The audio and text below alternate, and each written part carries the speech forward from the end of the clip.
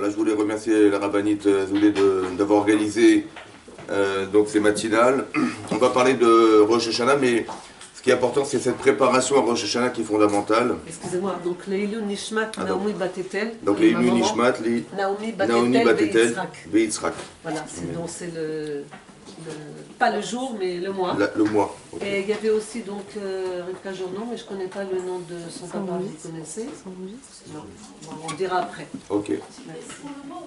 Alors l'intérêt du cours, c'est d'essayer de se préparer à Rosh Hashanah. On a 30 jours jusqu'à Rosh Hashanah, on a 40 jours jusqu'à Yom Kippourim. Donc il y a un travail d'introspection, un travail de réflexion sur soi-même, qui est bien sûr fondamental, puisque en fait, lorsqu'on parle d'Elul, l'allusion à Elul, c'est le pasouk qu'on dit dans Shir HaShirim, Ani les Dodi.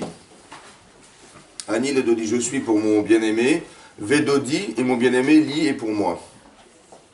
Il y a un aller-retour entre Anou et Hachem. Ani les Dodi. Vous avez vu qu'on a défini l'être humain comme Ani. Je suis pour mon bien-aimé. Vedodi, et mon bien-aimé est pour moi aussi. Alors, qu'est-ce que ça veut dire? Alors, je pense que c'est très, très important au départ de définir le Ani.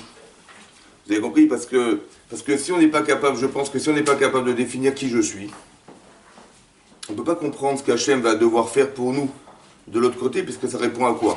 Donc il faut bien comprendre que ce que vous allez vivre, ce que nous allons vivre pendant toute l'année, doit répondre à une problématique d'essayer de comprendre qu'on va devoir évoluer cette année.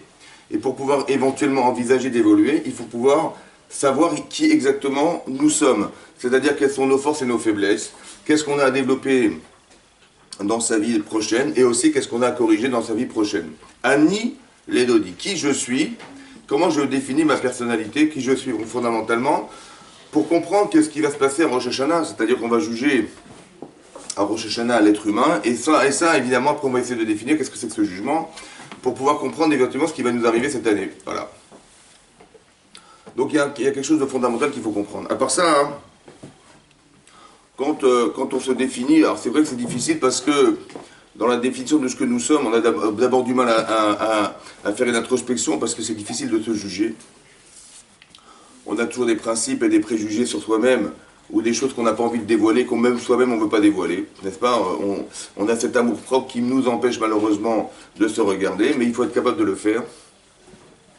Et à part ça, il y a l'Yetzer Hara qui vient et qui se mêle dans toutes ces histoires. Donc ça veut dire qu'il y a un regard intellectuel qu'on va avoir sur soi-même et un regard émotionnel. À part ça, il y a des enjeux de vie. C'est-à-dire que si vous êtes une jeune fille, vous avez une façon de voir votre vie. Si vous êtes une femme mariée, une autre façon de voir votre vie, une vie professionnelle, une vie maritale, une vie avec vos enfants. Et tout ça, il y a un mélange de choix qui sont des mélanges de rationnels, parce qu'il faut juger, il faut être capable de pouvoir faire des jugements. Et aussi émotionnel, c'est-à-dire que c'est un mélange. Vous êtes avec votre mari, c'est différent d'avec vos parents, d'avec vos beaux-parents, d'avec vos enfants, etc. Tout ça, à chaque fois, il y a des mélanges émotionnels qui vont finalement créer des tensions et qui vont changer manifestement votre façon de réfléchir. Parce que l'enjeu n'est pas le même. Voilà, donc tout ça, c'est un cocktail de tout ça. Il faut essayer de réfléchir à tout ça pour essayer de comprendre qui finalement nous sommes. Et ça, hein, ça fait partie du travail des louls. Ça veut dire que le travail du mois des louls, on a 30 jours pour essayer d'élargir l'éventail maximal de notre personnalité, ouais, de nos forces, de nos faiblesses, de notre caractère, de ce qui nous fait, de ce qui peut être un avantage et un défaut, notre façon de réfléchir, notre logique. Tout ça, ça fait partie des choix, parce que quand vous allez réfléchir dans votre vie, vous allez faire des choix personnels. Est-ce qu'on est logique? Est-ce qu'on est outillé pour réfléchir? C'est aussi important, parce qu'on peut faire des choix dans sa vie qui ne sont pas forcément des bonnes réflexions, ou bien des logiques qui ne sont pas respectées. Et on risque de faire des mauvais choix, malheureusement. Et donc indépendamment du fait de voir, oui, de voir, c'est-à-dire de constater les choses, il y a aussi, on doit essayer de réfléchir, est-ce que finalement, au départ, on est outillé pour pouvoir choisir? C'est aussi très important. Si vous avez des outils pour travailler, ils ne sont pas efficaces, ils sont pas usuels, qu'est-ce qu'on peut faire avec? Donc la première chose, c'est de comprendre que vous avez un cerveau, et votre cerveau, il va vous servir à trancher des décisions. Vous êtes un peu juge de votre vie, un petit peu, et donc quelque part, vous allez devoir faire des décisions, mais est-ce qu'on est finalement outillé pour le faire? Deux, évidemment, on sait pertinemment qu'il y a les influences, c'est-à-dire que l'émotionnel que vous allez vivre, il va forcément avoir une influence sur votre intellect. Ça veut dire que on risque malheureusement, de fois, de faire des choix qui soient des choix influencés, des choix décidés parce que je désire. Oui, je désire. Par exemple, on sait pertinemment que, c'est marqué dans la Torah, dans la paracha de Shoftim qu'on a lu récemment, il y a marqué l'otate mishpat. Vous savez, un juge n'a pas le droit de faire pencher le jugement. L'otikar shochad, la Torah nous dit ne pas accepter des pots de vin. Parce que le pot de vin met aver. Le pot de vin a la faculté d'aveugler. Mais aver ene chachamim, donc les yeux des gens intelligents, des gens des sages de la Torah. Veime salef et déforme d'ivret tzadikim, des paroles justes. Ça veut dire que le fait de recevoir des pots de vin, de l'argent, a deux paramètres essentiels d'influence sur soi. Un, ça aveugle. Et deux, ça déforme. Ça veut dire que vous allez entendre une information, vous allez risquer de la traduire comme vous avez eu envie de la traduire et pas forcément comme elle devait être entendue. Et autant que mais ça lève, mais aver, ça veut dire ça rend aveugle.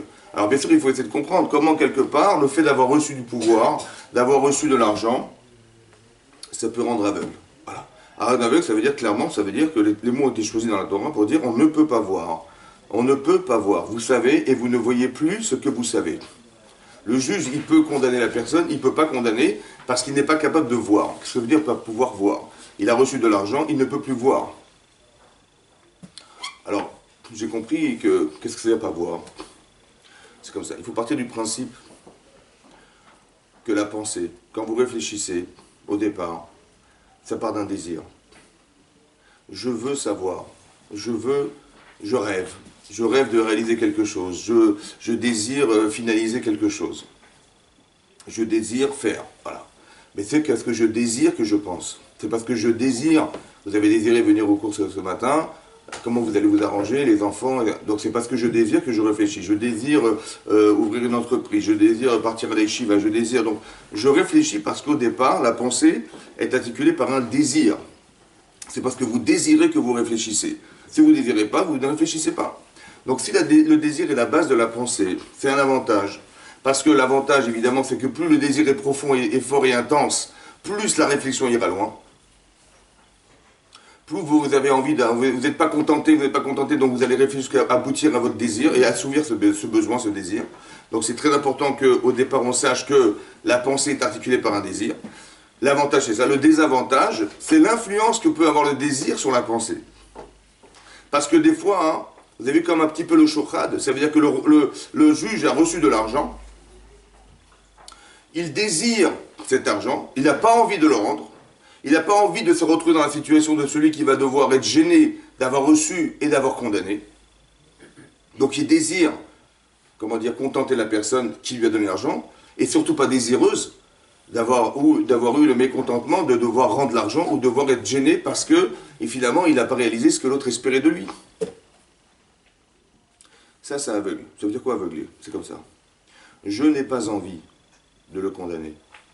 Je ne supporterai pas de le voir condamné alors qu'il m'a donné de l'argent. Je n'ai pas envie de savoir, parce que je n'ai pas envie de le condamner, donc je ne veux pas savoir ce qui le condamne. Ça veut dire que vous pouvez savoir, mais vous ne voulez pas savoir. Parce que si vous savez, vous allez condamner, vous allez être gêné, vous allez être embêté. Ce raisonnement que je vous tiens, c'est un raisonnement qui prend une seconde. Une seconde, un quart de millième de seconde, qui peut être même inconscient chez vous. Ça va? Ça veut dire que puisque la pensée est articulée par le désir, et que je sais que si je désire quelque chose qui va à l'encontre de mes intérêts personnels, je ne vais pas savoir, je ne veux pas vouloir savoir, parce que ça va me créer une souffrance. Et donc forcément, il va y avoir un blocage intellectuel. Ce blocage, c'est ce qu'on appelle le hivaron, ce que la Torah appelle un aveuglement. C'est-à-dire que vous allez savoir des choses chez vous qui, malheureusement, ne seront jamais mises en éveil parce que vous n'êtes pas intéressé à le savoir. Parce que si vous le savez, vous allez être embêté, vous allez être gêné, vous allez être vexé, vous allez être remis en cause. Et ça, c'est pas forcément le principe que vous avez établi au départ de pouvoir justifier votre vie. Vous comprenez ça? Comme si qu'on était acheté par soi-même. Comme si qu'à l'intérieur de soi-même, il y avait un amour-propre qui devait se défendre.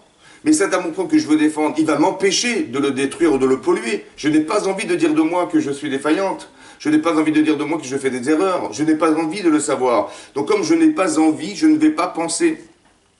Ou bien, je vais m'arranger. Vous comprenez? Mais ça lève. Ça veut dire qu'à chaque fois qu'on peut faire un reproche à quelqu'un, soit il ne va pas vouloir l'accepter, ou alors vous allez faire un reproche à quelqu'un, il va dire « t'as raison, mais je m'en fiche ». Ça va? Donc il est aveugle. Soit il va s'arranger en vous disant, s'il est intelligent, mais non, mais t'inquiète pas, mais c'est pas du tout comme ça, il va s'arranger, il va faire des zigzags pour essayer de vous justifier quelque chose. Mais tout ça, ça vient d'un principe qui s'appelle le shochrad. Ça veut dire qu'on est malheureusement parti pris de soi-même. On n'est pas seulement parti pris lorsqu'on reçoit de l'argent des autres, on est parti pris de soi-même, parce qu'on veut défendre son image. On ne veut pas s'imaginer être en difficulté, vous comprenez? Et malheureusement, ça peut amener à ce qu'on arrive à vivre sa vie en occultant carrément sa propre vie. Parce qu'on est finalement tiraillé entre une situation qui honnêtement est juste, mais que je ne veux pas accepter, parce que ça ne m'intéresse pas, parce que j'ai pas envie, et j'ai pas envie d'être mis en cause. Et donc, forcément, je vais soit occulter cette problématique, soit je vais la contourner. Et je peux vivre ma vie toute comme ça, toute ma vie, en évoluant jamais. Pourquoi j'évolue pas? Parce que soit je suis aveugle, soit parce que je m'arrange. Vous comprenez?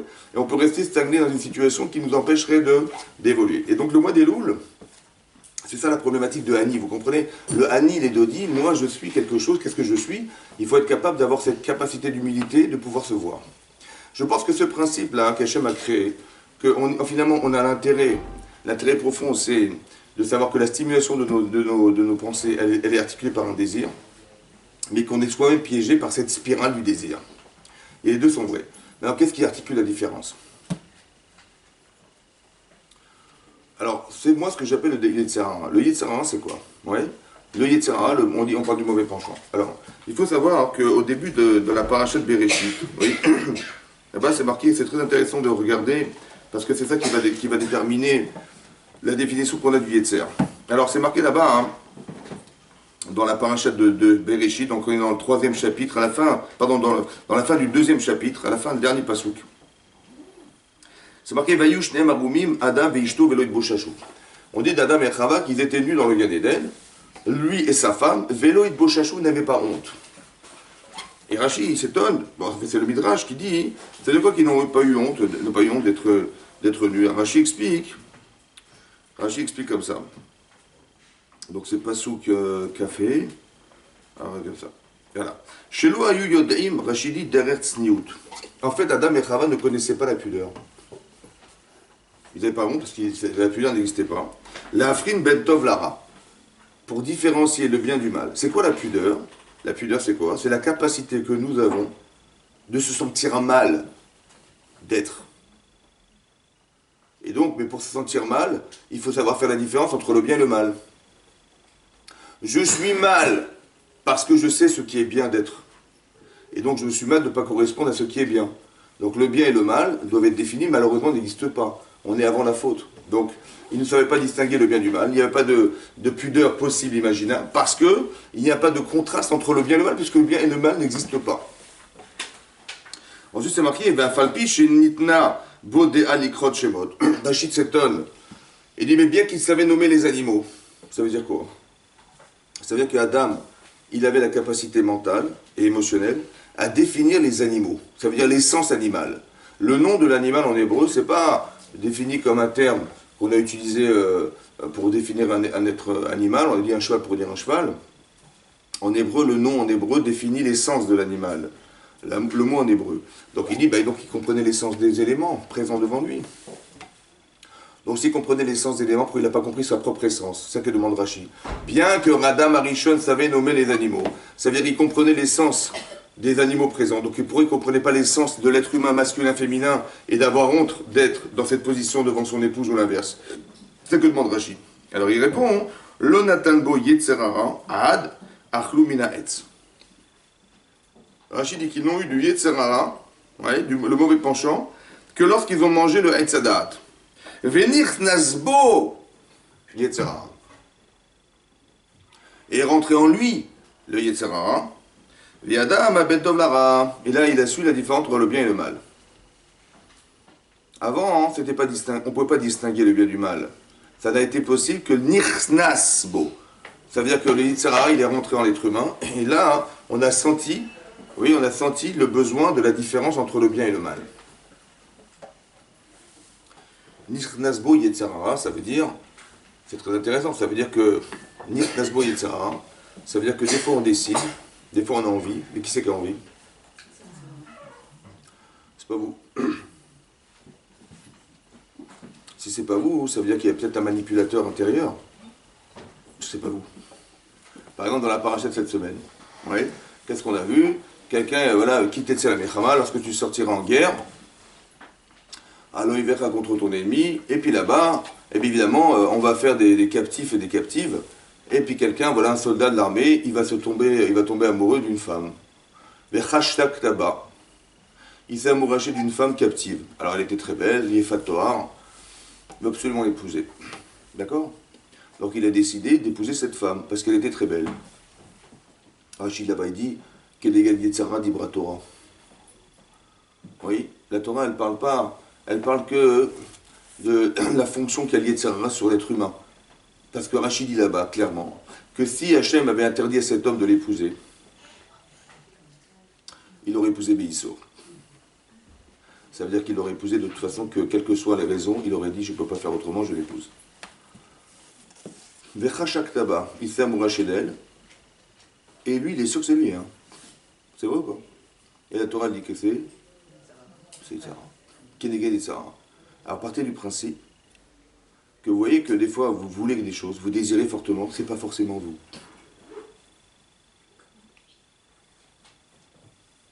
Il y a quelqu'un en vous qui anime un désir. D'accord? Maintenant, qu'est-ce que dit la Torah? Il dit écoutez, on ne va pas lui interdire, donc qu'est-ce qu'on fait? On va dire écoute, c'est permis, à condition que. À condition que quoi? À condition qu'elle se rase la tête, parce qu'elle avait sûrement une belle chevelure, elle se laisse pousser les ongles, ouais, qu'elle soit un peu cruelle, la petite sorcière, ouais, qu'elle pleure ses parents pendant 30 jours, et puis l'autre fille d'Israël, elles sont très jolies, et elle est en train de pleurer ses parents pendant 30 jours. Qu'est-ce qu'on fait? En fait, on change la forme, vous comprenez? Pour lui faire rendre compte qu'il sait, en fait, il épouse quoi finalement? Il épouse la forme. Vous avez compris? Il dit, ouais, je suis amoureux d'elle, mais amoureux de quoi? Amoureux d'elle, non, amoureux d'elle ou amoureux de ce qu'elle a, ou de ce qu'elle est. Et là, on va changer la forme, il va se rendre compte, peut-être, on espère, qu'il va se rendre compte qu'il ne va pas épouser une femme, il va épouser un mannequin en plastique. Vous comprenez? Et c'est là qu'il va se rendre compte de la différence. Mais qui c'est qui l'a poussé à penser comme ça? Yetzara. Ça veut dire qu'il y a quelque chose dans nous qui nous pousse à penser, qui nous pousse à désirer. Alors c'est très dangereux, ça veut dire que quoi? Ça veut dire qu'on ne décide pas. Hein? Quand je vous dis qu'il faut se connaître, ça veut dire qu'il faut savoir exactement qui c'est qui décide. Avant tout. C'est vous qui décidez ou c'est Yetzara qui décide? On ne sait pas. C'est dur de définir la différence. Parce que Vechashak Taba, lui, il est sûr que c'est sa femme, il va l'épouser, c'est sûr et certain. Et c'est tellement puissant que même si on lui dit non, non, c'est sûr, elle n'est pas juive. Il va dire, ou je vais dire, je m'en fiche, ou il va dire, on va la convertir, vous inquiétez pas. Ou elle va changer, je vais la changer, ou je sais pas ce qu'il va vous inventer, ça va? C'est soit, mais à verre, il va dire, écoutez, non, je peux pas faire autrement, l'amour aveugle, donc il peut pas voir autre chose. Ou bien il va dire, mais vous avez raison, mais bon, mais ça va, elle va se convertir. Mais lui, ce qu'il croit, c'est que sous l'influence du désir de l'épouser, il va s'arranger intellectuellement pour vous expliquer pourquoi c'est nécessaire qu'il le fasse. Vous avez compris? Donc il est dans une spirale où il ne peut pas se sortir de là. C'est pour ça que j'ai toujours expliqué aux gens qu'il faut être capable, dans la vie, et c'est ça le travail des loups, je pense, d'arriver à être deux. Parce que lorsqu'on est un, à l'intérieur de soi-même, on est un, on est incapable de se dissocier, on est incapable de se voir, on est incapable de s'analyser, on est incapable de se remettre en question. Il faut être deux. C'est quoi? Ça veut dire quoi être deux? C'est être capable de se dire, mais qu'est-ce que je vais faire? Et comment j'ai pu faire? D'être capable de se regarder, de se voir. La personne qui est amoureuse dans le cas du soldat là-bas, il ne peut pas se voir autrement qu'avec elle. Il ne peut pas, c'est impossible. La preuve, c'est que si Hachem lui disait, écoute, c'est interdit de l'épouser, il ne pourrait pas, il dirait, je ne peux pas, c'est plus fort que moi, je n'arriverai jamais. Plus fort que moi, ça veut dire que tu es prisonnier de toi. Tu es prisonnier de quelque chose qui est le désir profond que tu as de réaliser quelque chose. On te demande d'être capable d'être deux. C'est-à-dire quoi deux? D'être capable de dire, je sais ce que je fais et je me vois faire. Et là, j'analyse, est-ce que c'est bien pour moi ou pas bien pour moi? Il y a la personne qui vit et la personne qui se voit. Quand quelqu'un fait teshuva, qu'est-ce qu'il dit? Il dit, mais comment j'ai osé faire ça? Oui. Comment je vais arriver à me changer? Est-ce que Hachem va me pardonner? Est-ce que... Voilà. Et donc, c'est quoi la difficulté? La difficulté, c'est d'être capable de se projeter au-dessus de soi-même.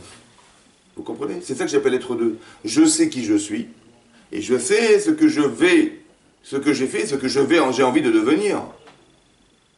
Quand j'ai un projet personnel que je veux atteindre, je veux être une tzadékette dans ma vie, ça me prendra tout ce qui, ça prendra le temps qu'il faudra, mais je veux l'être. Et alors je projette dans ma tête ce que j'aspire à devenir, et quand je vois que ça ne correspond pas à ce que j'espère, je dis mais comment je vais y arriver, et voilà, et ben il faut que je suive des cours, il faut que je me fasse un programme, il faut que mes enfants je m'en occupe, il faut que je ne sais pas quoi, mais il faut qu'on ait un profil de femme en tête qui soit un profil élaboré. C'est ce que j'appelle le Tov. Et tout ce qui va faire écran, ou tout ce qui va se contraster avec cette image, ça s'appelle le Ra. Mais il faut être capable de faire ça, vous comprenez? Donc ça veut dire faire ce travail, c'est-à-dire faire un travail d'introspection. C'est quoi l'introspection au départ? C'est d'accepter l'idée qu'on doit toujours être deux à l'intérieur de soi-même. Il y a vous qui réalisez et vous qui analysez.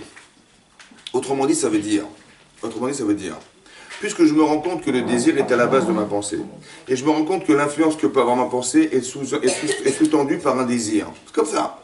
Alors je vais me poser la question suivante. Il faut que mon cerveau, je l'éduque à penser. Mon cerveau. Pas que je vais réaliser ce que j'ai envie. Parce que des fois, c'est rare. Mais d'analyser mon besoin, mon désir. Est-ce que ce que j'ai envie est nécessaire? Est-ce que j'ai envie doit se faire? Voilà. J'analyse mon désir. Avant de réaliser mon désir, parce que mon cerveau, il va absolument réaliser mon désir. Mon cerveau, c'est une machine. Il va pas me trahir. Mon cerveau, il va pas me faire souffrance. C'est pour ça que mon cerveau, il va pas vouloir savoir. Parce que, par exemple, le juge, quand il va... Si le juge, il connaît la halakha, il sait que ça peut le condamner, son cerveau, il va pas le trahir. Il va pas lui faire souffrance. Donc, qu'est-ce qu'il va faire, son cerveau? Il va carrément bloquer la formation. C'est ça, il avère. Il ne saura jamais. Il dira, mais je ne savais pas. Ah oui, j'ai oublié, ou je ne sais pas quoi. Pourquoi? Parce qu'intellectuellement, il ne peut pas savoir. Il ne faut pas qu'il sache. Parce que s'il sait, il sait pertinemment que c'est une souffrance personnelle qu'il ne veut pas engager, et donc il ne saura jamais. Mais ce processus-là, c'est un processus de tous les jours.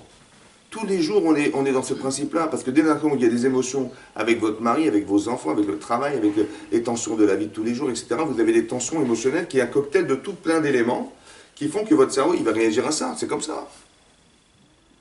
Oui. Et donc, c'est pour ça qu'il faut faire attention à tous ces principes pour expliquer comment en Elul on va arriver, et on va essayer de réfléchir comment on va faire pour arriver à se définir.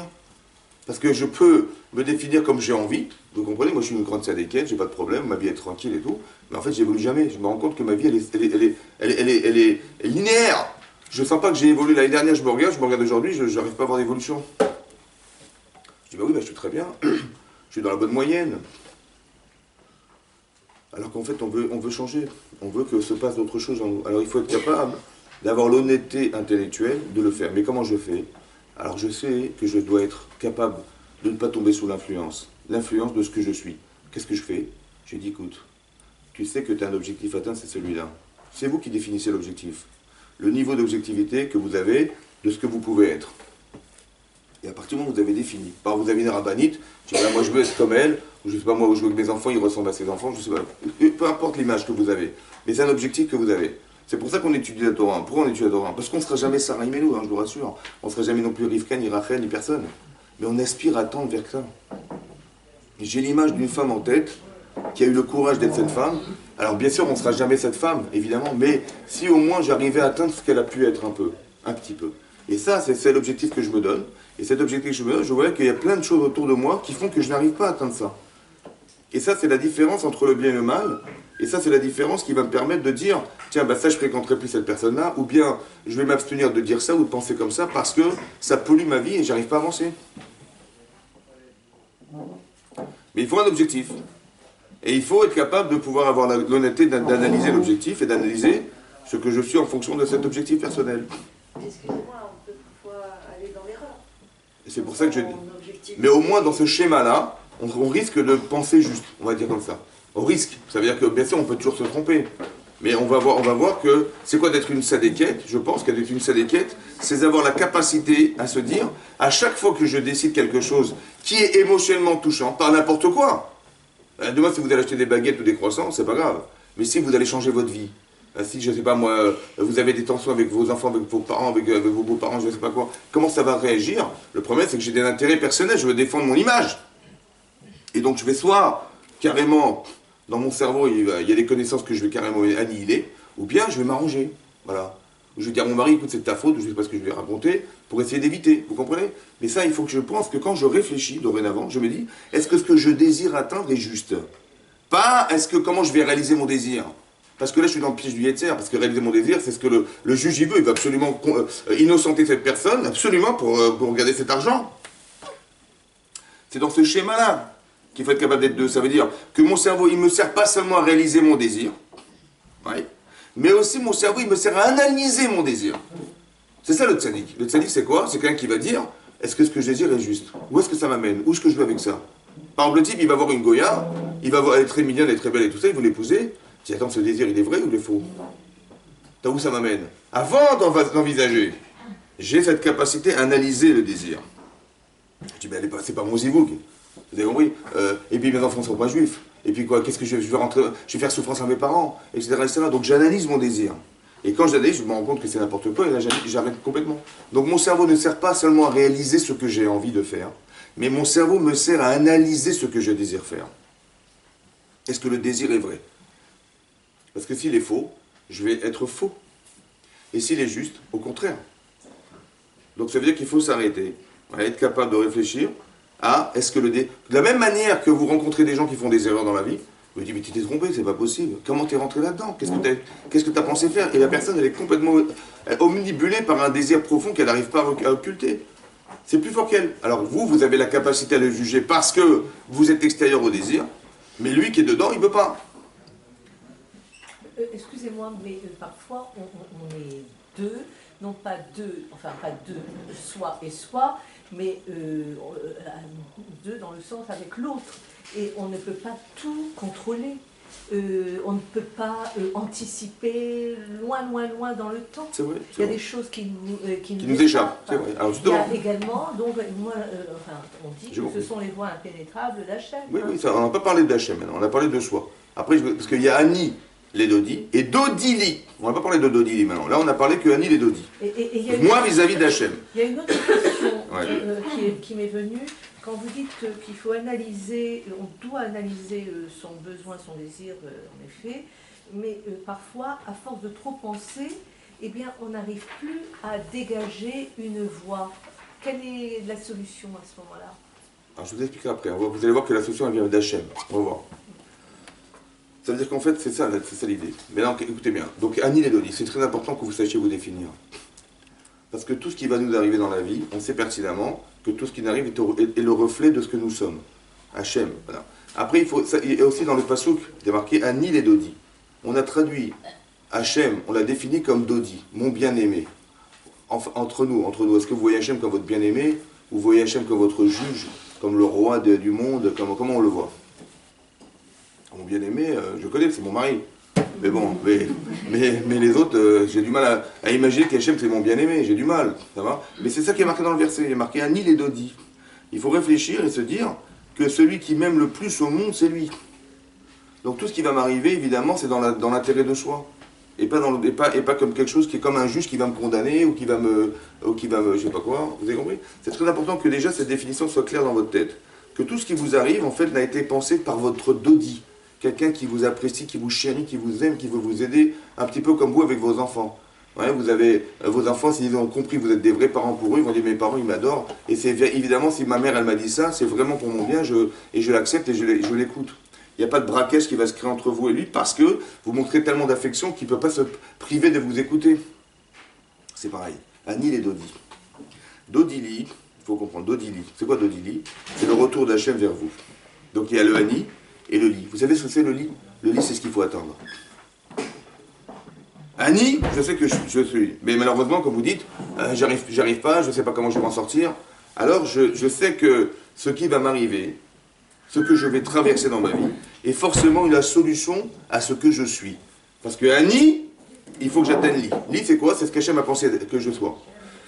Il va m'arriver des choses dans ma vie qui vont forcément traduire. Donc il faut partir du principe, un autre principe. Indépendamment du fait qu'on doit réfléchir sur soi-même, on doit essayer d'analyser nos désirs, de savoir est-ce que nos objectifs sont clairs, ils sont nets, ils sont cachers. Voilà, tout ça c'est des choses à réfléchir pour soi-même. À part ça, il faut, à partir du moment où on est d'accord, d'analyser ses désirs, c'est d'analyser soi-même. Ça veut dire qui je suis, quelles sont mes forces, mon intelligence, mon émotion, comment on veut dire, mon caractère, tout ça c'est un mélange de plein de choses qui font que des fois d'être forte, ça peut nous aider, des fois ça peut être contre soi, d'être, je sais pas moi, d'être, toutes les midotes qu'on peut imaginer de soi, ouais, ça peut être dans son avantage ou son inconvénient. Mais il faut savoir l'utiliser pour pouvoir faire que vous allez bonifier votre existence grâce au fait que vous savez qui vous êtes fondamentalement. Ne pas vous comparer, on n'est pas comparable. Vous avez tous des visages différents, vous avez tous des façons différentes de vivre et de penser, et vous avez tous des objectifs qui sont complètement différenciés. Ne dites pas oui, mais elle fait comme ça, et moi je fais comme ça, et l'autre elle a fait comme ça, il faut faire comme ça. Vous faites comme vous le sentez vous-même, c'est vous qui décidez. D'accord? Personne ne pourra vous remplacer, et vous êtes irremplaçable. C'est vous qui devez décider de ce que vous devez être. C'est très très important que vous le ressentiez comme ça. Parce que chacun, on a une particularité qui nous est propre.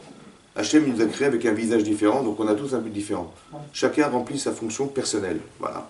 Donc on ne se compare pas. Vous voyez, on peut pas. Donc c'est pour ça que la jalousie n'a pas de sens. Comment dire, la volonté d'éliminer l'autre parce qu'il nous fait écran, ça n'a pas de sens. Chacun a un but qui lui est propre, et donc on a besoin de tout le monde. Voilà. Et donc ça élimine la jalousie, la haine, la vengeance, tout ça, ça l'élimine automatiquement, parce que de toute façon, je n'ai pas besoin de jalousie, je suis personnellement différente. Voilà. Alors ce que je veux dire, ça c'est le Hani. Ça c'est très important que vous sachiez voir qui vous êtes. Après c'est le Li. Par exemple, dans l'exemple de la Torah, ici il y a plusieurs exemples dans la Torah, on voit que les Havot, comment ils réfléchissaient. Ouais. Par exemple, vous voyez que quand les frères de Yosef, ils ont vendu Yosef, ouais, ils ont fait un jugement, ils ont jugé que Yosef était coupable. Coupable de quoi? Yosef arrivait, il arrivait de 11 étoiles, de la lune et du soleil, oui, et bon, la lune et le soleil, c'est son père et sa mère qui se prosternent à lui, d'accord? Et il est arrivé que tous ses frères se prosternent à lui. Et la réaction qu'ils ont eue, ils ont dit quoi? Machol, Timshol, Banou, tu vas régner sur nous. Timloch, Alenu, tu vas gouverner, régner sur nous. C'est pas possible. En fait, l'idée, c'était quoi? C'est expliquer, comme ça le Midrash explique, que c'est pas possible que Yosef, il va voir Yehuda, futur roi d'Israël, qui va se prosterner devant lui, c'est incohérent. Donc ils ont tout de suite pensé, Yosef, il va vouloir être roi d'Israël, ce qui n'est pas possible, donc on va faire un schisme dans le clan Israël. Parce que les 12 Shvatim, c'est tout le clan Israël de façon microscopique. Tout le clan Israël que vous connaissez aujourd'hui est né de ces 12 personnes. Voilà. Et bien il dit, qu'est-ce qui va se passer? Yosef et Yehuda, ils vont se confronter, on va couper le clan Israël en deux, et c'est la catastrophe. Alors qu'est-ce que vous préférez? Qu'on coupe en deux et qu'il n'y ait rien? Ou qu'il y ait tout et on élimine un parmi les 12? Qu'est-ce qu'on fait? Ils ont jugé qu'il valait mieux vendre Yosef et donc éliminer un élément de tout ça. Maintenant, ils ont pensé légitimement qu'il fallait faire ça. Alors ce qui est marqué dans le Midrash, ce qui est marqué dans la Torah, c'est pas ça. C'est marqué Vaisnu Oto, Veikanubu. Dans la Torah, c'est marqué qu'ils l'ont haï et qu'ils l'ont jalousé. Alors c'est quand même bizarre, parce qu'on sait pertinemment que Abraham, il a eu Ishmaël, que Yitzhak, il a eu Esav, mais qu'on dit de Yaakov, Mitato Shelema, sa couche était parfaite. Parfaite, ça veut dire qu'il n'a pas de défaut, exceptionnel, oui. Veikanubo, ils l'ont jalousé, ils l'ont haï. Je vois pas où est la petite coute, hein. Vous comprenez? Alors là, j'ai compris en fait comme ça. Ce que la Torah dit, c'est ce qui est la source de leur désir. Ça veut dire que si vous leur parlez, ils vont vous dire Havé Shalom. Tu haïs ton frère, tu dis Havé Shalom, pourquoi non? Et il faut comprendre que la source de leur désir de le vendre, ouais, de le condamner, ça est issu de quelque chose qui est inconsciemment de la haine. C'est quoi la haine et c'est quoi la jalousie? Alors bien sûr, c'est pas la haine qu'on connaît, nous, la haine. Non, c'est la haine qu'on doit traduire comme le manque d'amour, je pense. C'est-à-dire que ce qui est marqué dans la Torah, par exemple, bizarrement, c'est marqué que Yaakov, il a épousé Rachel après qu'il ait épousé Léa. Mais c'est marqué dans le passage, Veyehav Yaakov et Rachel, Miléa. Veyehav, il a aimé Yaakov, Rachel, plus que Léa. Mais donc il aimait Léa, mais il aimait plus Rachel. Et c'est marqué juste après, Vayar Hashem, Kisnou à Léa. Il a vu Hashem que était haï Léa. Veiftar et Rachma, il a ouvert sa matrice, vers Rachel Akara, et Rachel était stérile. Veiftar, c'est-à-dire qu'elle était stérile. Mais il a ouvert la matrice de Léa. Pourquoi? Parce qu'elle était haïe par son mari. Et j'ai pas compris, c'est marqué qu'il aimait sa femme. La haine de la Torah, c'est pas la haine. La haine de la Torah, c'est ce qui justifie le manque d'amour. Si j'aime moins, c'est qu'il y a forcément quelque chose qui m'amène à moins aimer. C'est vrai? C'est ce qu'on appelle la haine. Donc la haine des frères, c'est pas la haine, genre ils ne pouvaient pas le voir. La haine, c'est qu'il y a quelque chose, il y a une inimitié qui s'est créée entre eux, qui est issue du fait qu'il ait rêvé et qu'il ait démontré que finalement ils allaient se prosterner à lui, et ça n'était pas possible. Vous comprenez, pour eux c'était impossible. Ils ont traduit tout de suite, ils ont traduit intellectuellement par roi d'Israël. C'était logique. Alors qu'en fait c'était roi d'Égypte. Vous avez vu? Vous savez ce que c'est ça? C'est l'Yetzer.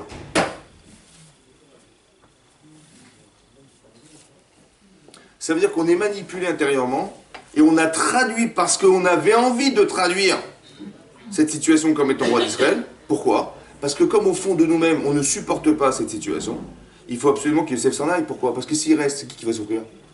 Ben, c'est nous. Alors pour ne pas qu'on souffre, on a trouvé intellectuellement une solution, laquelle? C'est une halakha. Vous avez compris comment ça marche? Ça veut dire qu'il y a une manipulation intellectuelle parce que je ne désire pas le voir. Quand Yehuda il va voir son père pleurer, il va porter le deuil d'un enfant qui n'est pas mort. Il va partir. Pourquoi? Pourquoi quand il a vu son père pleurer, il réagit, il a dit ben, je m'en vais. Et ses frères ont dit mais tu te rends compte ce qu'on a fait? On a été vendre Yosef alors que notre père est en deuil d'un enfant qui n'est pas mort. Il dit tu aurais dû nous dire, toi qui étais lucide et qui a dit non on va pas le tuer, on va le vendre, de nous dire ramenez-le à la maison. Yehuda n'a pas été capable de faire ça. Vous avez compris? C'est ce que j'appelle le parti pris, ça veut dire qu'on est malheureusement investi d'un désir qui peut faire que, intellectuellement, on n'est pas capable d'être lucide. Et quand est-ce qu'il va être lucide? Ben, quand Yosef, il va garder Binyamin, et Yehuda, il va faire sa plaidoirie, il va dire, mais vous vous rendez compte de ce que vous faites là? Mon père, il a perdu sa femme. Et on parle de Yaakov Avinu, il a perdu sa femme Rachel, il a perdu son fils Yosef, et là il va perdre Binyamin, le seul enfant qui lui reste, c'est pas possible. Nafsho kshura ben nafsho, son âme est attachée à son âme. Et si vous gardez Binyamin, vous tuez mon père. Voilà ce que dit Yehuda. Et Yosef lui dit, ah bon, je tue ton père? Il dit, oui, tu es criminel. Je dis, mais c'est moi Yosef. Mon père est vivant. Ça veut dire, quand tu m'as vendu, tu savais bien combien j'étais attaché à mon père et combien mon père était attaché à moi. Comment tu as pu croire une seconde qu'en me vendant, tu n'avais pas créé cette souffrance à mon père et risqué de le tuer? Vous avez compris? Vous avez vu? Tu vois la différence entre Binyamin et moi? Pourquoi avec moi tu ne penses pas que mon père il est en souffrance et avec Binyamin tout à coup c'est impossible? Analyser ses désirs. Ça veut dire qu'il faut comprendre tout ça. Comprendre que voilà comment ça se manipule. Mais tout ça c'est du Yetzer Hara, ce que j'appelle le Yetzer Hara. Vous avez compris? Le Yetzer Hara en nous il fait qu'il utilise ce qui n'est pas clair, ce qui n'est pas construit, la révélation des défaillances humaines pour exploiter cette défaillance. Attendez, je finis, laissez-moi finir parce qu'on ne va pas y arriver.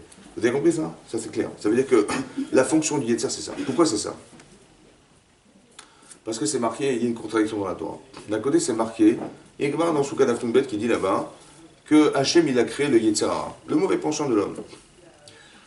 Kara au Torah, il l'a appelé lui-même Ra, mauvais. Hachem il l'a appelé mauvais. Pourquoi? Parce que Sofé, Racha la Tzadik, Sofé, il scrute le Racha qui est le Yetzer Hara la Tzadik, ou Mevakesh la Mito, il veut tuer le Tzadik. Ça veut dire utiliser toutes ses défaillances pour le détruire. Ok? Ça, c'est la fonction du Yetzer Hara, de détruire l'être humain. D'un autre côté, c'est marqué qu'à la fin de la création du monde, Vayar Hachem et Kol Hashem Asa, Hachem, il a vu tout ce qu'il avait fait. Ouais. Veine Tov Meod. Et voilà, dit la Torah, que c'était Tov Meod. Chaque jour de la création, sauf le mardi, c'était Tov, n'est-ce pas? Tov, Vayar Hachem qui Tov. Mais là, à la finalité de la création du monde, c'est Tov Meod. Tov Meod, c'est excellent. Demande de Midrash, mais qu'est-ce qui est excellent? Il répond, le Yetzer Hara. Ah, je comprends plus rien. D'un côté, c'est marqué qu'il est Ra. Qu'il demande qu'une chose, c'est de nous tuer. Ça va? Et d'un côté, on dit qu'il est Tov Meod. Comment il peut être Tov Meod à la fois Ra? Alors, j'ai compris comme ça. Quand on va être Tov Meod, Ra, c'est quoi? En fait, le Yetzer Hara, vous savez ce qu'il fait? Il est un révélateur de Ra. Ça veut dire que ce qui n'est pas bon chez moi, je le sais, parce que je suis tombé dans le panneau du Yetzer Hara. Mais de quoi c'est Tov Meod? Parce que je sais exactement, personnellement, ce que je dois faire dans ma vie. Je sais dans quoi je suis forte et je sais dans quoi je suis faible. Quand vous arrivez en Elul, vous arrivez maintenant en Elul, vous savez exactement au fond qui vous êtes. Vous savez pourquoi? Parce qu'essayez de comprendre ce qui vous est arrivé. Essayez de savoir qui vous êtes. Mais grâce à qui vous le savez? Mais grâce à lui. D'un côté, il est Ra. C'est vrai. Mais grâce à lui, je sais sur quoi je veux faire teshuva. Je sais exactement ce que je dois renforcer chez moi. Parce que je suis fort dans un domaine. Ou je suis moyenne dans un domaine. où je suis faible dans un domaine, mais je le sais grâce à qui? Parce que la confrontation à ma vie de tous les jours fait que, mon Yitzhara faisant, voilà, ça je ne savais pas, ou ça je savais, mais j'ai un caractère comme ça qui a fait que, ou j'ai été prisonnière de mes désirs, ou bien je vois de façon superficielle, ou bien je vois sur... Tout ce que vous l'analysez, et vous vous rendez compte de qui vous êtes fondamentalement. C'est grâce à qui? C'est grâce à ce Yetzer, vous avez compris. C'est grâce à lui que vous savez exactement là où ça ne va pas. Ou bien que vous n'avez pas osé dire, vous n'avez pas osé faire, vous n'avez pas eu le courage de faire. Un autre qui vous a manqué quelque chose, mais c'est quoi? C'est une défaillance personnelle. Mais qui est-ce qui l'a dévoilé? Quand vous entendez vous dire, attends, je vais quand même pas faire ça. Vous vous dites, ça se fait pas. Vous dire, ouais, mais si je suis une femme religieuse, comment ils vont me voir, toutes mes copines et machin, n'importe quoi, je vais pas y arriver. En fait, cette voix qui vous parle, c'est votre défaillance. Ça va? C'est ce qui n'est pas solutionné. Il faut se dire, mais n'importe quoi. Quand je mets en balance mon Yetzirah, et Hachem. Je vais quand même pas le faire. Je vais écouter les Yetzirah. Quand je mets en balance mon Lamazé, mon Lamaba, j'ai l'éternité contre ma vie. Il n'y a pas photo, vous avez compris? Donc quand vous projetez un petit peu, vous vous rendez compte qu'on est manipulé. Quand on dit, mais tu vas pas le faire quand même, t'es pas idiote quand même, tu rentres pas dans ce jeu-là, j'espère que tu vas pas faire ça. Je dis, d'accord, mais c'est quoi l'enjeu? Qu'est-ce que je vais perdre et qu'est-ce que je vais gagner? Je sais ce que je vais gagner. Ça va? Donc je suis manipulé. Mais ce que vous ressentez au fond, c'est ce désir, il vient pas de vous, il vient d'une proposition du Yetzer. On vous propose de ne pas être quelqu'un. Maintenant, qu'est-ce qui va solutionner ça? Soit c'est vous, soit c'est la vie. Mais la vie, c'est Hachem. Ani Ledodi Vedodili. Vedodili, ça veut dire quoi? Hachem, il va créer des situations de vie qui sont là pour aider. Par exemple, dans l'exemple de la parashat Miketz, là-bas, quand ils sont partis en Égypte, les frères de Yosef, parce que c'était la famine dans le monde, n'est-ce pas? C'était la famine. Il fallait bien manger, comment on allait faire? Alors, ils sont partis en Égypte. Et lorsqu'ils sont rentrés là-bas, ils ont dit, on s'appelle un tel fils de Yaakov, et Yosef, il avait dit au douanier, il a dit, si des gens arrivent avec, il s'appelle un tel fils de Yaakov, vous me prévenez. Et ils sont passés par des portes différentes, parce que Rachid Abak, leur père leur a dit, à cause de la Inara, ne rentraient pas ensemble, et eux, et Yosef, il a prétexté qu'ils étaient des espions, parce qu'ils ne sont pas rentrés ensemble. Ok? Bon, il leur a mis la pression, vous êtes des menteurs, et bon, finalement, il a dit, écoutez, je vous crois pas, hein, mais bon, vous m'aviez dit que vous avez un petit frère, Binyamin, écoutez, bon, pour moi, vous n'êtes pas crédible, mais bon, si vous me ramenez ce petit frère la prochaine fois que vous venez, je vous croirai, mais en attendant, je garde Shimon en otage, et vous pouvez partir, acheter ce que vous voulez, vous partirez avec de la marchandise, mais je ne veux pas vous voir tant que vous ne me ramenez pas cet enfant. Qu'est-ce qu'ils ont fait? Ils ont acheté de la marchandise, de la Torah, ils sont partis en Israël. Qu'est-ce qu'a fait Yosef? Il a dit aux commerçants, l'argent qu'ils vous ont donné, vous les remettez dans les bourses, je vous le paye. Les bourses d'argent, vous les remettez dans les sacoches. Discrètement, ils ont remis dans la sacoche de Lévi l'argent qu'ils avaient dépensé pour acheter la marchandise. Au retour, en chemin, Lévi ouvre sa sacoche et il voit l'argent. Qu'est-ce qu'il a dit? Mais qu'est-ce qu'Hachem nous veut? Hachemi manachnu, on est fauteur. Et ils ont pensé à Yosef. Tout de suite à Yosef, ils ont pensé à quoi? Pas à la vente. Ils ont dit, peut-être que quand Yosef il a crié dans le puits, il a dit au secours, sauvez-moi, et qu'on est resté indifférent. Pas indifférent à la vente, indifférent à la souffrance.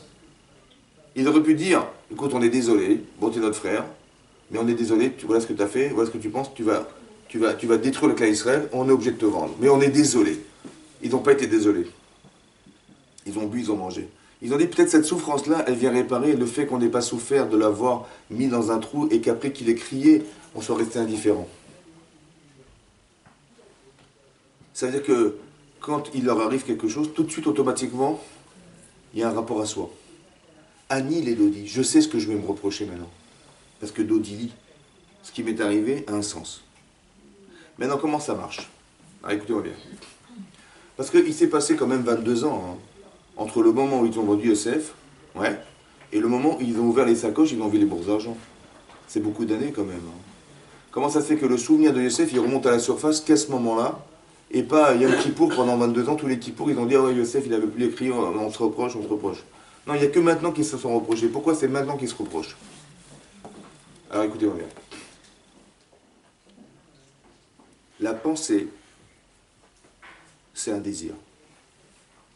J'ai envie, ou je n'ai pas envie. J'ai pas envie de ramener Yosef à la maison. Parce que qui c'est qui va souffrir? Mais non, dans ma tête et dans ma mémoire sélective, Yosef, il a disparu. Parce que si je pense à Yosef, je n'ai pas envie. Ou bien j'ai envie de ne pas penser à lui. J'ai envie de ne pas souffrir. Alors dans mon cerveau, Yosef, il est carrément mis de côté. Maintenant, vous savez quoi? J'ouvre la sacoche et je vois l'argent. Qu'est-ce qui se passe? On est des voleurs. Ça veut dire qu'aux yeux des gens qui nous ont vendu la marchandise, on est des voleurs. Mais quand on est des voleurs à l'époque, hein, qu'est-ce qui se passe? Ben, on est pris la main dans le sac et on va être jugé et condamné à être des esclaves. Des gens qu'on a volés. Vous avez compris? Ce cheminement-là, c'est le cheminement qui se tient dans le cerveau. Vous avez compris ce qui se passe? Je deviens un évêque. Je deviens un esclave. Mais quand je pense esclave, à qui je pense? Vous avez compris? Et automatiquement, ça veut dire quoi? Le principe, il est clair. Que j'ai désiré le vendre. Maintenant, ce désir a disparu parce que c'est moi qui deviens un évêque. Ça veut dire qu'écoutez-moi bien. Quand vous avez un désir dans votre cœur de réaliser quelque chose, ça ne sert à rien de l'expliquer intellectuellement aux gens. Ça ne sert à rien. Quand vous voyez des gens qui sont prisonniers d'une émotion particulière, qui les fait ça les rend fous, ils ne peuvent pas se contrôler, ça ne sert à rien de venir avec des arguments intellectuels. Parce que vous avez mis l'intellect devant une émotion. Mais c'est dès que l'émotion va balayer ce que vous allez dire. La seule manière de s'en sortir, c'est de créer une émotion qui est contraire à l'émotion. Lui, il a envie, et vous allez dire, tu sais ce que tu vas faire, tu vas voir que ton désir va disparaître à cause de ça et de ça et de ça et de ça. Par exemple ici, je me retrouve en prison, je me retrouve esclave. Je n'ai plus envie. Et comme je n'ai plus envie, tout à coup, Yosef, il remonte à la surface. Ça veut dire que ce que j'avais envie de ne pas savoir, c'est moi qui l'ai mis dans une case. C'est moi qui l'ai caché. Qu'est-ce qui va faire que maintenant il va revenir à la surface, Yosef? Parce que j'ai plus envie de maintenant. Vous avez compris, j'ai plus envie. Comme des gens, Chas Shalom, ils sont très gravement malades, mais pas du tout religieux, hein, pas du tout zéro, ils font même pas Kippour. Et ils sont très malades. Et on leur dit, vous savez, vous êtes en fin de vie. La personne a dit, mais appelez des rabbins, je sais pas moi, demandez des bénédictions. J'ai dit, qu'est-ce qui t'arrive? Tu deviens religieux? J'ai dit, qu'est-ce qui t'arrive? Vous savez pourquoi? Parce qu'au fond d'elle-même, la personne, elle souffre. Elle souffre de ne pas l'être. Mais comme elle n'a plus rien, elle n'a plus d'espoir, qu'est-ce qu'elle fait? Ben, ce désir, il a disparu. Qu'est-ce qui reste? Ben, tout le désespoir qui remonte à la surface et qui dit, mais c'est comme ça. Vous avez compris ça? La même chose, ici c'est marqué dans la paracha de Miquette, là, à la fin, c'est marqué que quand ils ont retrouvé la coupe de Binyamin dans le sac de Binyamin, hein? Qu'est-ce qu'il y a marqué là-bas dans la Torah? Il y a marqué là-bas comme ça, je vous lis le texte. Yosef, Mama assez azé asherasitem. Et qu'est-ce que vous avez été faire? Allô, yedartem ki nachesh nachesh ish shakamoni. Vous savez que moi je fais des incantations avec cette coupe. Parce que la coupe, elle permettait de savoir l'avenir. Il dit, mais vous l'avez volé pour pas que je sache où vous étiez parti, hein? Qu'est-ce qu'il a dit, Yehuda? Vayomer Yehuda, manoma la adoni manedaber ou manistadak. Qu'est-ce qu'on peut dire à notre maître? Comment on peut se justifier? A Elokim matza et avon avadecha. C'est Dieu qui a trouvé la faute de tes serviteurs. Et nous avadim la adoni, on va devenir esclave de notre maître. Ils ont dit, Elokim matza et avon avadecha. C'est Dieu qui a trouvé la faute. C'est-à-dire qu'ils ont traduit ça, ils ont dit c'est Minashamaim. Mais ils ont traduit ça comme, pourquoi ils ont dit Avadim? Pourquoi ils ont dit Eved? Parce qu'ils savaient qu'ils avaient vendu Yosef Eved. Et ce qu'on leur reprochait, c'était ça. Alors il dit, on va devancer ce qu'Hachem nous a proposé de vivre. Pourquoi faire? Pour réparer ce problème d'avoir vendu esclave Yosef. Mais pourquoi il faut devenir un esclave? Vous savez pourquoi? Parce que si manifestement on a vendu Yosef esclave, c'est qu'on n'a pas souffert d'être des esclaves. Alors il vaut mieux le devenir pour se rendre compte de ce que veut dire être un esclave et faire teshuva sincèrement. Ça va? Vous avez compris ça? Mais ça, ce travail-là, c'est ce qui est marqué là. C'est ça le Ani Lodi Vedodidi. Ce qui m'arrive en fait est à la mesure de ce que j'ai manqué d'être. Mais pour comprendre ça, il fallait savoir qu'on se reprochait d'avoir vendu Yosef. Il fallait se connaître. Il fallait savoir qui est Ani. Sinon ils auraient dit, mais qu'est-ce qui m'arrive? Je comprends rien ce qui m'arrive. Quand on dit, il m'arrive des trucs, je ne comprends pas, c'est parce que je n'ai pas suffisamment réfléchi à ce que je suis. Puisqu'Hachem existe, c'est clair et net que ce qui va nous arriver est à la mesure de ce que nous sommes. Si je l'ai compris, tant mieux. Si je ne l'ai pas compris, c'est pas grave. Vous savez pourquoi c'est pas grave? Parce que ça a forcément eu un impact sur moi. Forcément, c'est sûr et certain. Et cette faculté que j'ai eue d'avoir vécu quelque chose va forcément m'aider quelque part, soit sur le temps présent, soit sur le futur. C'est obligé. Obligé. Par exemple, Hachem, il dit à Abraham, Lech lecha me'artzecha. Écoute, voilà, il a 75 ans, ça fait longtemps qu'il vit à Haran. Il dit qu'il faut que tu t'en ailles. Mais où je vais? Tu verras. Tu vas quitter ton pays. L'endroit où tu es né, la maison de tes parents. C'est dur de quitter son pays. Hein. Sa culture, sa langue. C'est dur de quitter l'endroit où on est né. On a des repères d'enfance. Il y a des gens qui ont vécu pendant, je sais pas, 25 ans dans le 19e. Ils vont se marier, ils vont habiter, je sais pas où, dans le 17e. Ils rêvent que d'une chose, c'est retourner dans le 19e. C'est comme ça. Parce que j'ai mes amis, j'ai mes repères, j'ai ma synagogue, j'ai mon rave, Vous avez compris? Donc c'est dur de quitter, d'être déraciné de son lieu de naissance. Et pire encore, de déraciner de ses parents. C'est un vrai sacrifice personnel. Pour les parents et pour les enfants. Donc il a dit, Artsecha, Molatecha, Betavicha. C'était dur ou pas? C'était dur. Il dit, qu'est-ce que vous comprenez là-dedans? Qu'est-ce qu'Hachem, il a besoin de déraciner Avraham Avinu dans l'endroit où il est né? Dans l'endroit où il a vécu, ses parents. C'est dur. Hein. Son père est grabataire, c'est un vieillard. Il dit, mais quand je vais laisser mon père comme ça, qui vous avait même. Toutes les questions qu'on peut s'imaginer, c'est une souffrance personnelle. Mais c'est marqué, Vayelech ito Lot. Par contre, Lot, son neveu, il n'a pas eu de problème, il a suivi Abraham. Lot. Pas lui, hein, Lot.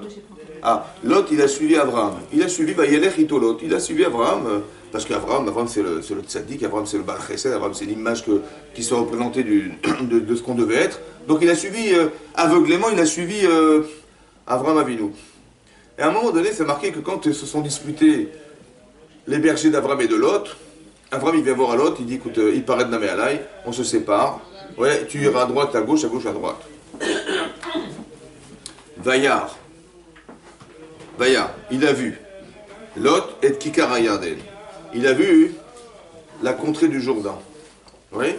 Il a vu que les gens chantaient dans les salles à côté. Il a vu que la contrée du Jourdain. Ouais. Et il a vu là-bas cet endroit ruisselant, verdoyant, magnifique. Vayar. Il a vu que c'était joli, c'était ruisselant, verdoyant. Il dit, je vais aller là-bas. C'était quoi là-bas? Là-bas, c'était Sdom. Mais Sdom, c'est exactement l'inverse d'Abraham. Vous avez compris? L'antithèse du chesed. Comme un homme, il peut suivre aveuglément Abraham Avinu pour ce qu'il représente et faire un choix inversé, carrément inversé, de ce qu'il a choisi au départ. Comment c'est possible? Alors je dis comme ça. Des fois, hein, c'était dur dans la vie. Des fois, on a vécu des choses difficiles. Alors, de quitter ses parents, c'est dur.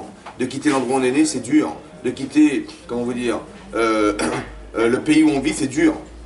Mais quand vous entendez l'autre qui n'a pas fait ce sacrifice, parce que lui, il a suivi Abraham aveuglément, il n'a pas vécu cette expérience. Quand vous lui dites, mais je suis Abraham, je dis à Abraham, mais où tu vas? Il me dit, bah, je vais à Sdom. Il dit, Sdom, je ne sais pas comment tu vas. Pourquoi c'est difficile pour Abraham d'aller à Sdom? Vous savez pourquoi? Parce que j'ai quand même pas quitté mes parents pour aller à Sdom. Et même si c'est vrai que je vais faire aller les tchouva là-bas, mais je suis tout seul quand même, je risquais de me perdre là-bas. J'ai quand même pas fait ce sacrifice pour me retrouver à Sédom. J'ai quand même pas fait ce sacrifice pour me retrouver à Sédom. Lui, il a fait sacrifice, mais l'autre, il n'a pas fait sacrifice. Il n'a pas de repère, l'autre. Donc il peut choisir n'importe quoi. Vous avez compris ce que je veux dire? Quand Hachem, il a dit à Abraham, Lech lecha me'artzecha, c'était pour qu'il évite d'aller à Sédom. Vous avez compris ce que je veux dire? Ça veut dire que, tu vois, c'est ça, le Ani le livre d'Odili. Il m'est arrivé un truc pareil, je n'ai pas forcément compris, parce que je ne sais pas où je vais aller. Mais ça a forcément créé quelque chose de psychologiquement intense, et qui va me permettre demain, dans cette émotion-là, de faire un choix de demain. Ou bien de faire un choix du présent. Moi, je me suis rendu compte, par exemple ici, ils se sont rendus compte, les frères de Yosef, que ça correspondait à Yosef, l'avant de Yosef, Avadim, on a compris, c'est tout, c'est fini. Parce que je me suis reproché sur le plan personnel d'avoir vendu Yosef, je vais devenir un Eved. Pourquoi devenir un Eved? Parce qu'il faut que j'arrive à ressentir ce qui a été son vécu, et maintenant que je le ressens, j'ai honte d'avoir vendu Yosef.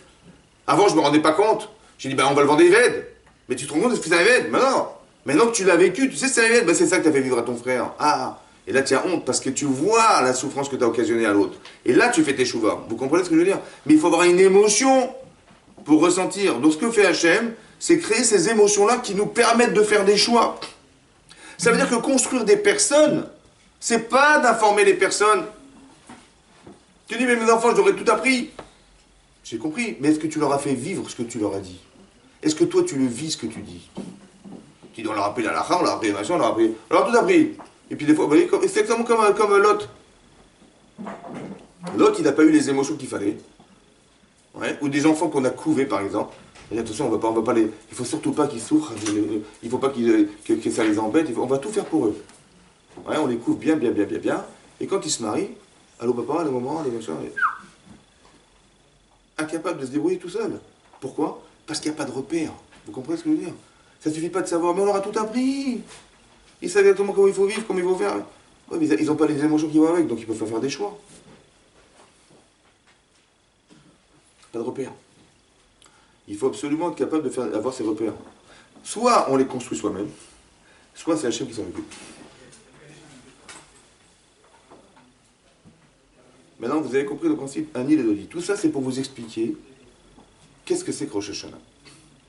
Parce qu'en général, Rosh Hashanah, comment on le traduit? On dit, bah voilà, c'est le jour du jugement. Voilà. On va être jugé, ouais, entre la vie et la mort. Bon, est-ce que ça se résume à ça? C'est ce qui est marqué dans les Sfarim. Il y a marqué Shlosha Sfarim, Niftarim Rosh Hashanah. Vous savez, devant Hachem, il y a 3 livres ouverts. Vous voyez, c'est comme ça que dit la Gemara. Il y a le livre des Tzadikim, des Benonim et des Rechaim. Sifrei Chaim, Sifrei Metim, Sifrei Benonim. Là-bas, Tosfot explique, dans Rosh Hashanah de Tetzaïn, il dit, bah, si Sifrei Benonim, le livre des moyens, c'est le livre des moyens, donc on est dans du 50-50, donc c'est quoi Tzadik alors? C'est quoi Tzadik? C'est ce qui n'est pas moyen, donc c'est au-dessus de 50. Et Racha? En dessous. Qui c'est qui se mesurait les 50? C'est quoi 50? Ben, c'est partagé. Une fois une mise, une fois une avéra. Mais là-bas, le Rambam m'explique, dans les Chot Teshuvah, il dit qu'on ne peut pas calculer. On ne sait pas calculer. Parce que l'intensité de la mitzvah ou l'intensité de la avéra, des fois une mitzvah vaut 1000 avérotes, une fois une avéra vaut 1000 mitzvot. Combien d'intensité vous mettez dedans? Qui c'est qui calcule? C'est Dieu. Donc qu'est-ce que vous êtes? Bon, on ne sait pas. Personne ne le sait. Parce que Yodéa Tarlumot, c'est lui qui est le Mishkan, qui a la balance. Il met les minutes d'Averot, c'est lui qui calcule. Ça va? Donc ça veut dire que... Mais pourquoi c'est comme ça? Vous savez pourquoi? Parce que c'est pas une comptabilité, la vie. Hein. On n'est pas des... J'ai un sac là-haut, j'en ai mis toute la... J'ai blessé la carte, j'ai tout marqué sur un papier. Mais non, c'est pas ça les bisotes. Hein. Les bisotes, c'est ce que vous êtes. D'accord? C'est ce que vous êtes.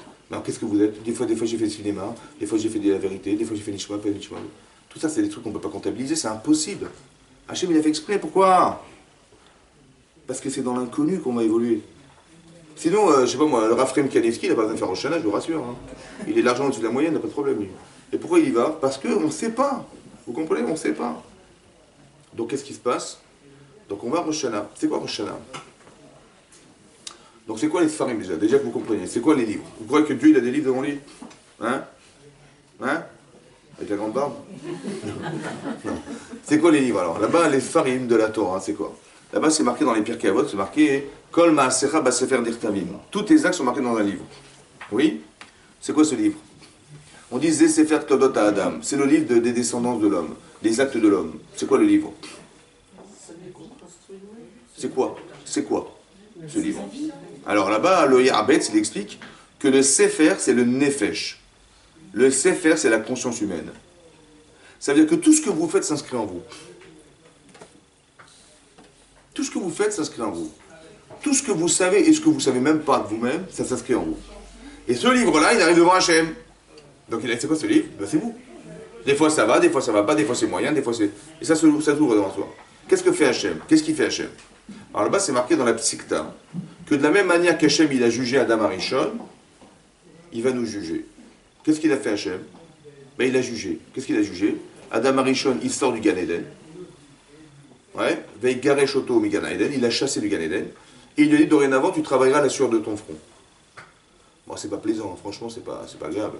Il était au Gan Eden, il y avait des anges qui allaient à manger, il comprenait tout, il savait tout d'Hachem, c'est extraordinaire.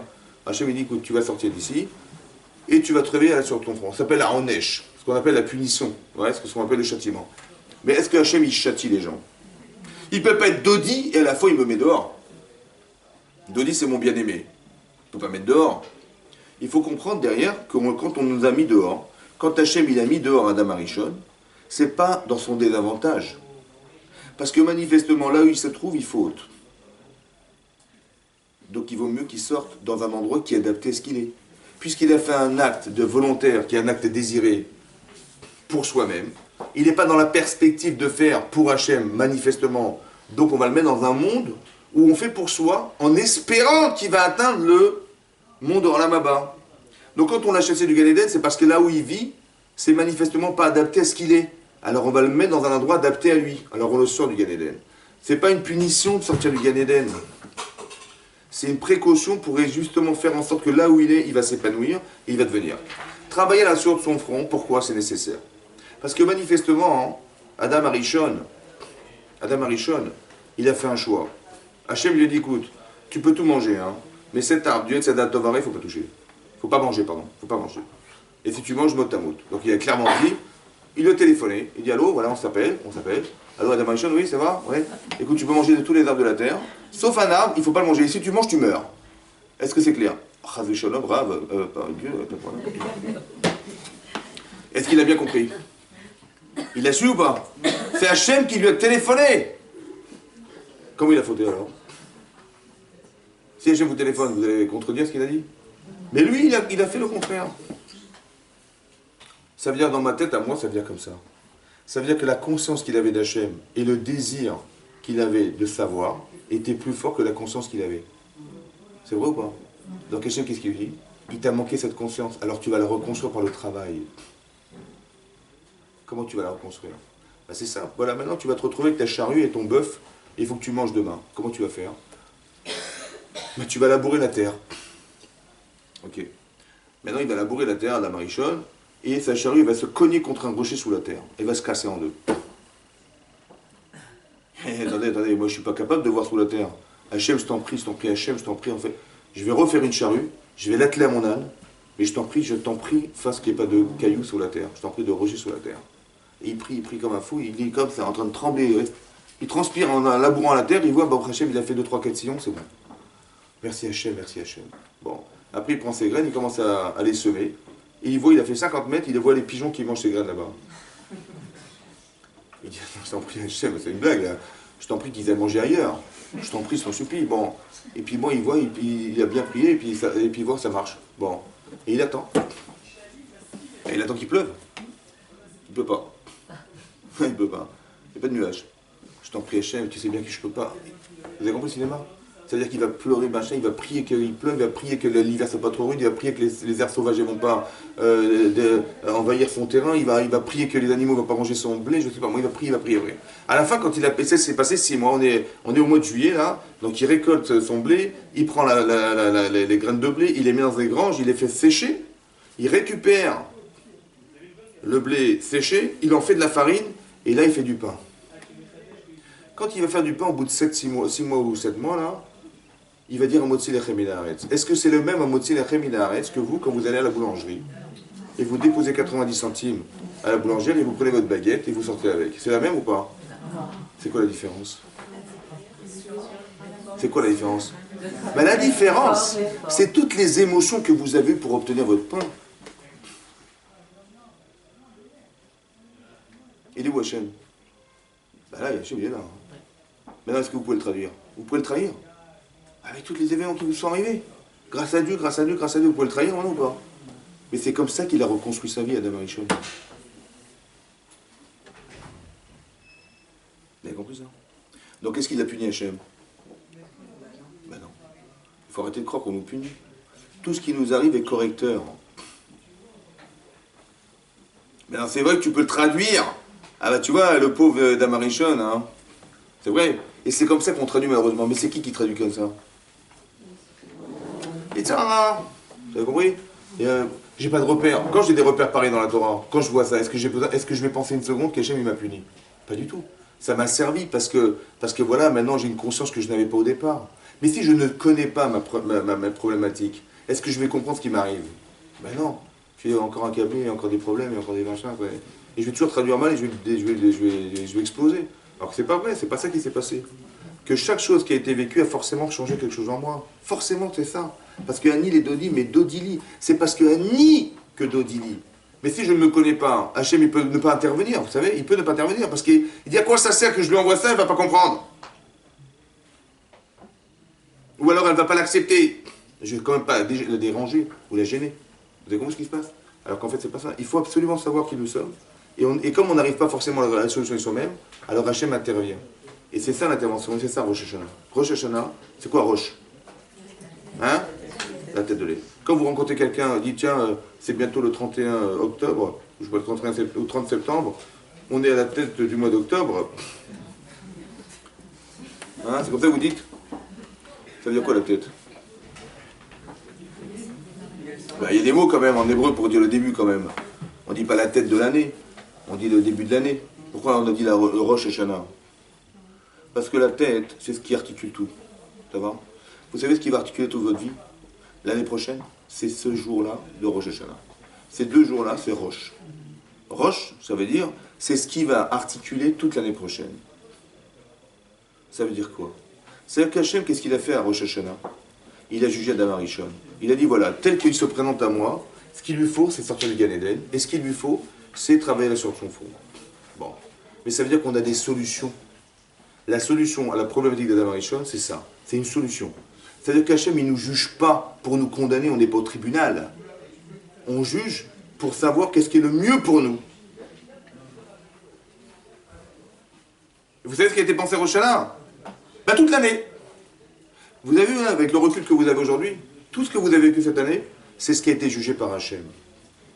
Tout ce que vous avez traversé, c'est ce qu'Hachem avait pensé de mieux pour vous. Parce que l'année prochaine, on va se retrouver, être différente. Et cette personne différente, c'est elle qu'on va juger. Ça veut dire quoi juger? C'est elle qu'on va analyser. Et on va dire, tiens, il faut qu'elle passe par ça, par ça, par ça et par ça. Vous avez compris ça? Mais non. Oui, mais parfois les épreuves sont très dures. Comment? Oui, voilà. Les épreuves sont très dures. Parfois, ce n'est pas la bonne mesure et ce voilà. sont des épreuves qui sont accablantes et destructrices. Alors ça veut dire que, alors il faut le comprendre ça aussi. Ça veut dire que c'est profond. Par exemple, vous allez voir des situations de vie qui sont profondes parce que souvent, malheureusement, on s'entête de conserver des choses en soi qu'on ne veut pas enlever. Alors Hachem, il s'acharne pour nous les enlever. Vous avez compris? Que l'acharnement extérieur est un acharnement intérieur. Par exemple, vous allez voir Paro. Paro, écoutez-moi bien, Paro. Il va absolument garder, conserver les Israël en Égypte. Allez, vas-y, envoie-lui une maca, 2 macas. Et c'est successif, et tout ça, pourquoi? Parce qu'il ne veut pas lâcher prise. Ce que fait Hachem, en fait, c'est quoi? C'est que l'intérêt qu'il a d'être roi, l'intérêt qu'il a d'être Dieu du Nil, l'intérêt qu'il a d'avoir une aura mondiale et internationale, l'intérêt qu'il a est un intérêt trop fort. C'est trop humiliant de chasser les Israël. C'est trop économiquement impossible de les lâcher. Parce qu'il faut que si je lâche les Israël, des millions de personnes travaillent gratuitement, il faut en trouver d'autres que je vais payer, mais je ne veux pas les payer. Donc ils s'entêtent. Le pouvoir est plus fort. Mais non, écoutez-moi bien. D'un côté, vous avez de l'argent à perdre. D'un côté, vous avez votre image. Vous êtes le roi d'Égypte à perdre.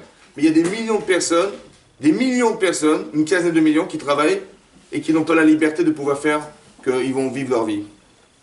Des millions de personnes prisonnières contre moi tout seul pour du pouvoir et de l'argent. De l'argent contre la vie. Qu'est-ce que vous choisissez? Il aurait dû dire, écoute, c'est pas grave, j'aurai la honte de ma vie, mais ils vont vivre. Vous avez compris ça? Eh ben non, monsieur, il s'entête. Qu'est-ce que fait Hachem? Il va détruire le pouvoir.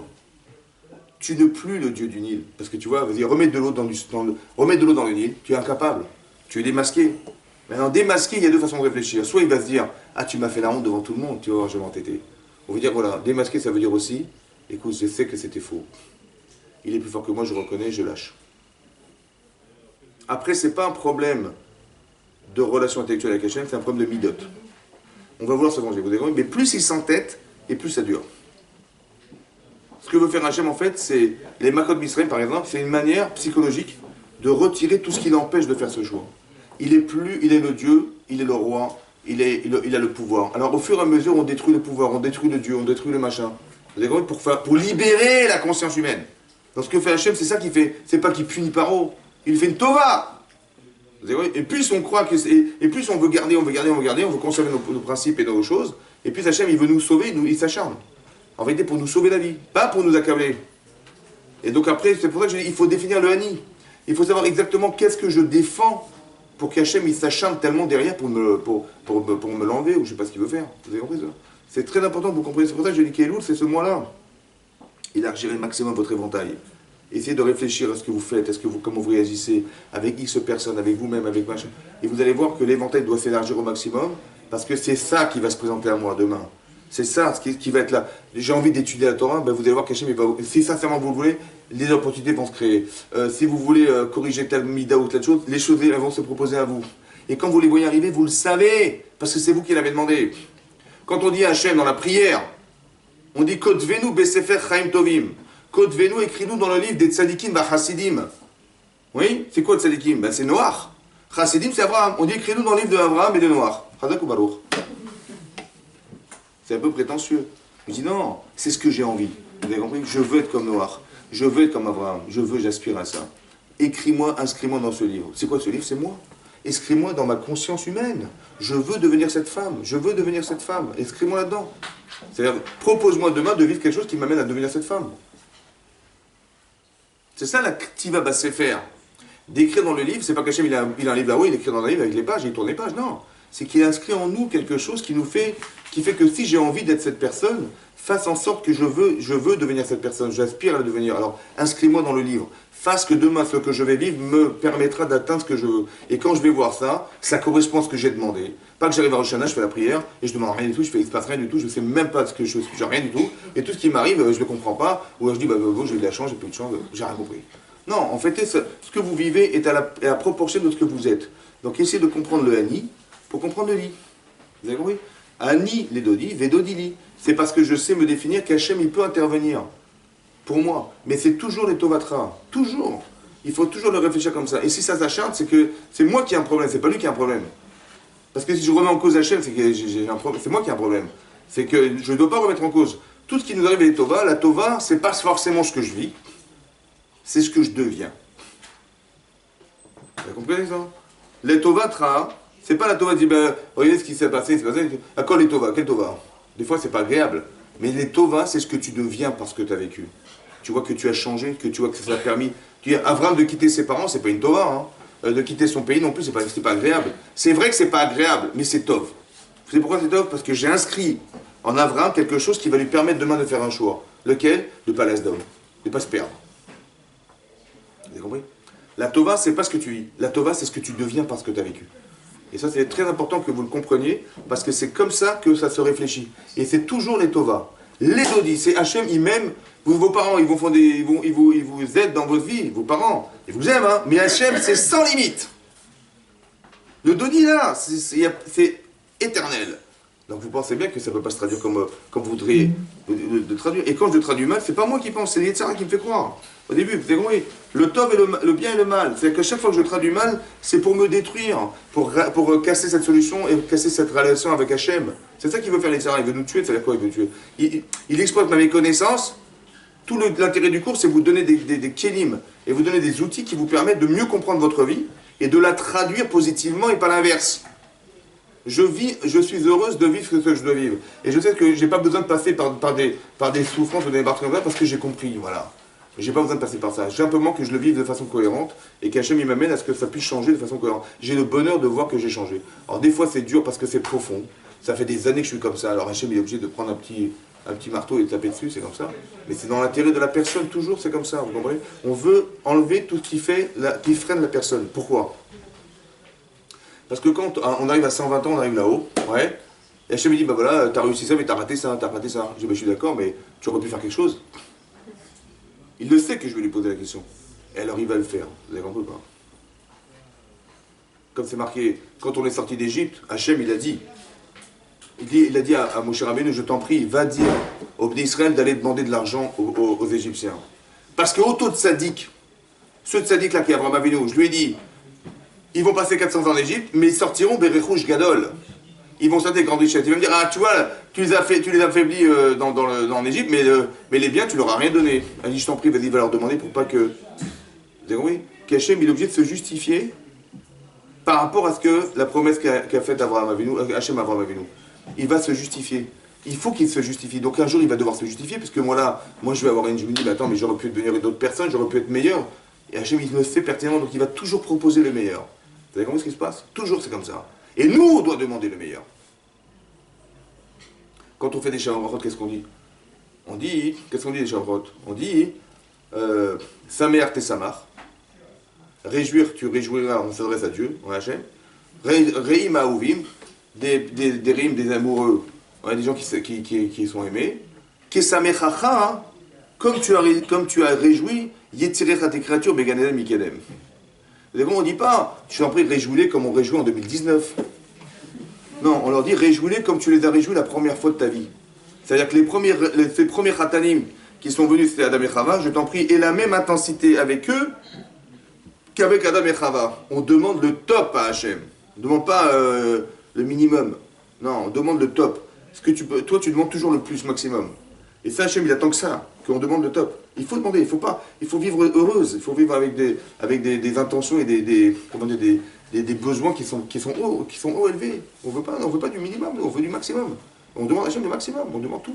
Vous avez compris? Il ne faut pas avoir peur. Shabbat Tov à tous. Chazak Baruch. Shabbat Tov.